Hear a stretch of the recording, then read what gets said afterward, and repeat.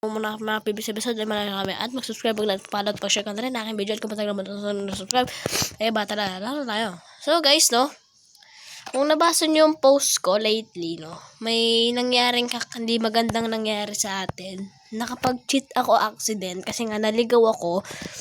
And ito, may bago na tayong world. And ayan, papakita ko sa inyo muna guys na walang purong creative, purong survival.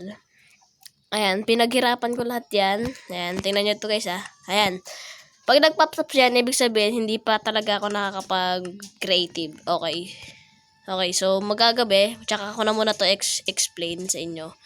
Tulog muna tayo. Finally, ito guys, yung bahay natin. Sinugod ako ng 2 villager. And tsaka ako na muna yan i-explain sa inyo lahat. So, matulog muna tayo kasi nga, gabi. Okay. Okay guys, so, explain ko na muna guys, no? Ito guys, may Jesus Christ na dyan guys. Ayan. Next episode, papakita ko sa inyo kung anong nasa loob niyan. Ito, may hindi ko malagay. Ayan, may automatic door tayo dito. Pagka pumasok tayo dyan, automatic yan magbubukas. Automatic din magsasara, di ba? Tapos, dito may taniman ako. Ayan, walang ilaw.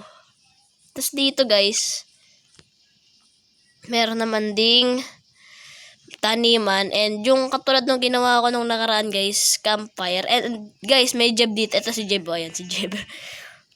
Nakakuha ko nung namatay isang villager, may nakuha akong ano. And dito, itong lugar na to, ayan. Ayan, yung lugar na yan. Ano yan guys, storage room. Sumabog yung creeper dito, kaya medyo, ayan yung storage room natin. Kulang pa to guys, pero yung, may good news, yung laman nito, ito. Ayan, may lead, may campfire, may bow na rin tayo. And ang kulang na lang